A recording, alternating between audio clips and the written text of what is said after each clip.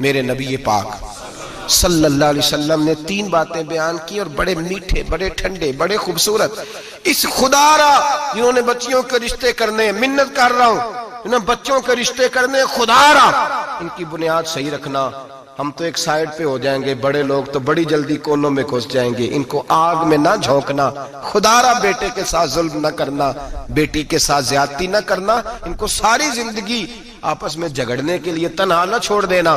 میرے نبی کریم صلی اللہ علیہ وسلم نے فرمایا 3 چیزیں دیکھ کے لوگ شادی کرتے ہیں. حضور کیا؟ اللہ کے حبیب نے فرمایا لوگ دولت دیکھ کے شادی کرتے ہیں. اپنی بیٹے اور بیٹے کی شادی دولت دیکھ کے نہ کرنا، دولت متکبر بنا دیتی ہے. لفظ حدیث میں فرمایا نہ خالی دولت نہ دیکھنا، خالی دولت دیکھ کے شادی نہ کرنا، یہ متکبر بنا دے گی. اور جو بی دولت لے کے آئے گی، جب وہ خامد کو عزت نہیں دے رہی تو خامد کی ماں کا تو دوسرا حصہ ہے، خامد کے باپ کا تو تیسرا درجہ ہے، اس کے بہن بھائیوں کا تو چوتھا درجہ ہے. تو بھئی جو خامد کو ہی سمجھتی ہے کہ یہ تو میری دولت کے پیچھے آیا ہے تو کسی اور کو کس نظر سے وہ دیکھے گی؟ میرے نبی کریم علیہ السلام نے فرمایا لوگ چہرے کی ظاہری خوبصورتی دیکھ کے شادی کرتے ہیں، ظاہری خوبصورتی دیکھ کے، خالی حسن دیکھ کے شادی نہ کرنا، یہ تو سرکش بنا دیتا ہے. حضرت ابو بکر شبلی رحمۃ اللہ علیہ صوفی بزرگ تھے. ایک نوجوان آ گیا، کہنے لگا حضور میں آپ کی بیٹی پہ عاشق ہو گیا ہوں، اور میں ڈائریکٹ اس کی طرف نہیں گیا، میں نے اس کو کوئی وسوسہ دے کے اپنے ساتھ اس کو ایڈجسٹ کرنے کی کوشش نہیں کی، میں اخلاقیات کے دائرے میں رہ کے رشتہ لینے آیا ہوں. فرمایا تجھے میری بیٹی کی کون سی چیز اچھی لگی؟ نوجوان کہنے لگا خوبصورت بڑی ہے. آپ نے فرمایا ٹھیک ہے تو 1 مہینے کے بعد آنا، میں تیرا رشتہ کر دوں گا. حضرت نے اس کو دوائی کھلائی، بچی کو دست آنے لگے، پخانے لگ گئے. 1 مہینہ سارا وہ پخانے کرتی رہی. وہ جو پخانہ کرتی تو ایک مٹکے میں گھڑے میں سنبھال دیتے. 1 مہینے کے بعد وہ نوجوان آیا، اس نے دیکھا کہ اس کی آنکھوں کے نیچے سیاہیاں پڑ گئی ہیں، رنگ بدل گیا ہے، کمزور ہو گئی ہے، ہاتھ کانپتے، ہڈیوں کا گٹھا بن کے لگی ہوئی ہے. فرمایا آجا میں تیار ہوں. پردہ ہٹایا کہ جی میری بیٹی ہے شادی. کہنے لگا میں نے تو نہیں اس سے شادی کرنی. کہا تو کہتا تھا عشق ہو گیا ہے، پیار ہو گیا. تو اس نے کہا صاحب میں تو اس کی خوبصورتی سے پیار کرتا تھا. تو آپ نے فرمایا اگر شادی کے بعد میری بیٹی بیمار ہو جاتی، اگر نکاح کے بعد اس کے حالات بگڑ جاتے تو کیا کرتا؟ آپ نے فرمایا ادھر آ میں تجھے بتاؤں تجھے پیار کس چیز کے ساتھ تھا. اس کا بازو پکڑا اور گند والے مٹکے پہ لے گئے. فرمایا تو اس گند سے پیار کرتا، یہ ہے تیری محبت. میرے نبی پاک صلی اللہ علیہ وسلم نے گھر ٹوٹنے سے بچانے کا نسخہ پہلے یہ بتایا. فرمایا خالی دولت دیکھ کے شادی نہ کرنا، دولت متکبر بنا دے گی. اور خالی حسن دیکھ کے شادی نہ کرنا، حسن آدمی کو سرکش بنا دیتا ہے. حضور کیا دیکھیں؟ فرمایا دین دیکھ کے شادی کرنا، اللہ تمہارے لیے برکت پیدا فرما دے گا. دین دیکھ کے نکاح کرو، دین دیکھ کے نکاح کرو. محبوبہ یہ دین والا لفظ کس کے لیے ہے؟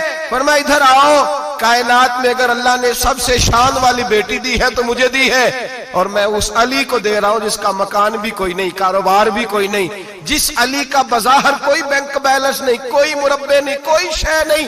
حضور علی کے پاس کیا ہے؟ فرمایا میرا علی عشاء کے بعد قرآن شروع کرتا ہے تو فجر سے پہلے ختم کر دیتا ہے. میرا علی صبح کی نماز کے وقت تلاوت شروع کرتا ہے تو ظہر سے پہلے قرآن مجید پڑھ دیتا ہے. فرمایا رزق کھاتا ہے، تھوڑا کھاتا ہے پر حلال کا کھاتا ہے. فرمایا پاکیزہ روٹی کھاتا ہے، اور جب میدان میں نکلتا ہے تو برادری کے لیے نہیں نکلتا. جب تلوار لے کے نکلتا ہے تو یہ مکے کے لیے نہیں لڑتا، یہ تلوار لے کے نکلتا ہے تو قومیت کے لیے نہیں لڑتا.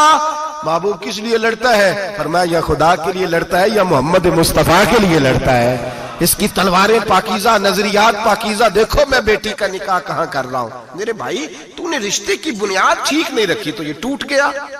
لیکن ہاں آپ کہتے ہیں مصری صاحب آپ نے نیچے جو ہے نا وہ بنیاد، اس کی بیس جو تھی، نیو جو تھی وہ صحیح نہیں تھی تو دیوار گر گئی. جب بنیادی حسن تھا تو مان پڑ گیا، ختم ہو گیا معاملہ. جب بنیادی دولت تھی تو کب تک لالچ پورا ہوگا، کب تک آپ دیں گے؟ دین اللہ کرے ایسے لوگ بھی ملیں جو کہیں پہلے پوچھ لینا بچہ نمازی ہے کہ نہیں. اللہ کرے کہ رشتے ڈھونڈتے وقت یہ کوئی پوچھنے لگ جائے. اللہ کرے کہ کوئی پوچھنے لگ جائے کہ بچی پردہ دار ہے کہ نہیں. اللہ کرے کوئی پوچھنے لگ جائے کہ بچہ قرآن شریف کے ساتھ دلچسپی رکھتا ہے کہ نہیں. اسے حضور کی نعتیں اچھی لگتی ہیں کہ نہیں. وہ نبی پاک کے نام کا نعرہ لگانا جانتا ہے کہ نہیں. کبھی اس کی آنکھوں میں مصطفیٰ کے لیے کوئی آنسو آیا ہے کہ نہیں. کبھی وہ تڑپا ہے کہ نہیں, کبھی وہ رویا ہے کہ نہیں, کبھی اسے محبوب پاک علیہ السلام کی غلامی پہ ناز ہوا ہے کہ نہیں, کبھی ایسا ہوا ہے کہ وہ سر پہ پگڑی باندھ کے, چہرے پہ داڑھی سجا کے, سفید رنگ کا جوڑا پہن کے شیشے کے آگے کھڑے ہو کے کہتا ہو آج میں بڑا حسین لگ رہا ہوں اس لیے کہ میں اپنے محمد عربی کے لباس پہ لپٹا ہوا ہوں, اپنے رسول کا میں نے انداز اپنایا ہے. اللہ کرے ایسے بھی ہونے لگے. یہاں تک ہوتا ہے اماں کہتی ہے بیٹے پیر صاحب سے کہنا تھوڑا موقع دیں, تیری شادی کر لیں, اس کے بعد ٹھیک ہے پھر داڑھی شاڑی. تو میں کہا کرتا ہوں بیوی لانی کاہے کو ہے جسے داڑھی پسند نہیں, لانی کاہے کو ہے جس کو داڑھی پسند نہیں. اگر ہماری بچیاں چھوڑ دیں ڈائجسٹ پڑھنا, چھوڑ دیں ادھر ادھر کی مووی دیکھنا, اور وہ کتاب و سنت پر آ جائیں, تو بہت سارے مسائل ایسے ہیں جو الجھنے سے پہلے ہی سلجھے ہوئے ہوں. آپ کو بڑے درد سے یہ بات عرض کرتا ہوں, اگر دن میں 100 لوگ مسئلہ پوچھتے ہیں نا شریعت کا, تو ان میں 95 لوگ وہ ہوتے ہیں جو طلاق کا مسئلہ پوچھتے ہیں. والد صاحب نے, بیٹی کے والد صاحب نے 2 مہینے پہلے آرڈر دیا ہوتا ہے فرنیچر کا.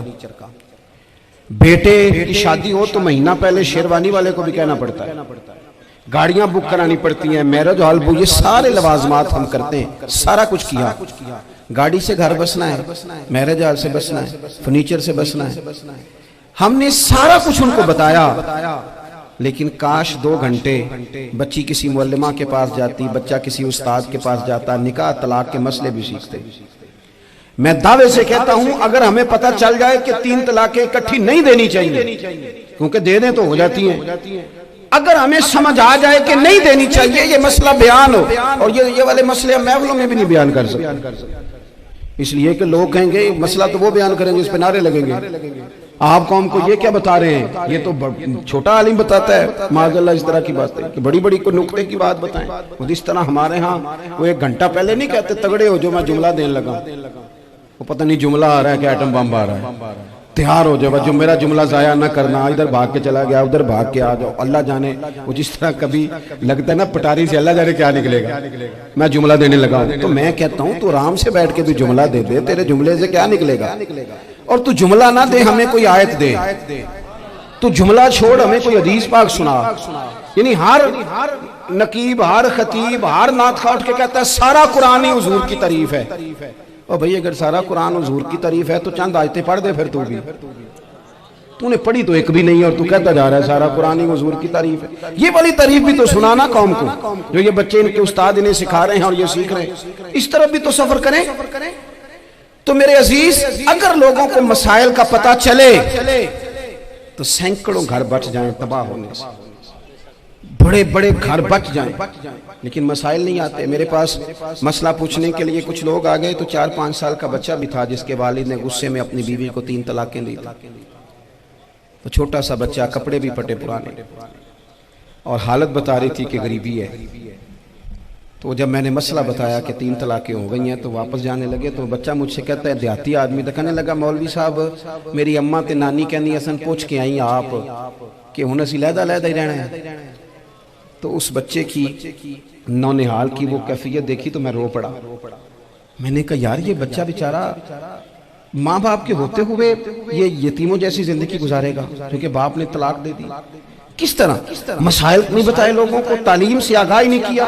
اور اس میں بہت بڑا ظلم ہے ان لوگوں کا بھی جو جنازے پہ کھڑے ہو کے تو کہہ دیتے ہیں, میری طرح کے لوگ اچھے علماء کی بات نہیں کرتا, وہ کہہ دیتے ہیں دیکھو جن لوگوں کو جنازہ نہیں آتا, بھئی آپ نے کس دن عشاء کے بعد کلاس لگائی تھی جنازہ سکھانے کی, یہ تو آپ نے کہہ دیا لوگوں کو قرآن کی ٹھیک نہیں آتا. تو یہاں تو بیچاری بیبیاں جن کو صحیح پڑھنا نہیں آتا وہ مشن بنا لیتی ہیں کہ میں نے اتنے 100 کو قرآن پاک پڑھانا ہے, بیوہ ہو گئی ہوں, طلاق یافتہ ہو گئی ہوں, ساری زندگی قرآن پڑھاؤں. ہم کیوں یہ مشن نہیں بناتے, کیوں اس طرف سفر نہیں کرتے. ایک تو دینی معلومات میں, دینی علوم میں اپنے آپ کو لگائیں, اور ذوق پیدا کریں کہ جو چیزیں مجھے نہیں آتی میں نے وہ سیکھنی ہے, جو معاملات مجھے نہیں آتے میں نے ان کی طرف سفر کرنا ہے. ایک تو اپنا یہ مزاج بنائیں.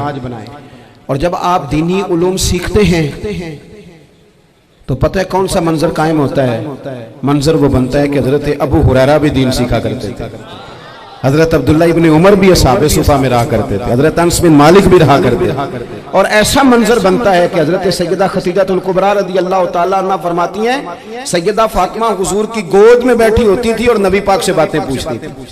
اور حضور انہیں بتا رہے ہوتے. سیدہ عائشہ حضور سے دین کی باتیں پوچھتی. چوتھا حصہ ہماری فقہ کے اصول حضرت فاطمہ کی حضرت عائشہ صدیقہ کی مرویات پر مبنی ہے. اگر ہماری بچیاں چھوڑ دیں ڈائجسٹ پڑھنا, چھوڑ دیں ادھر ادھر کی مووی دیکھنا, اور وہ کتاب و سنت پر آ جائیں, تو بہت سارے مسائل ایسے ہیں جو الجھنے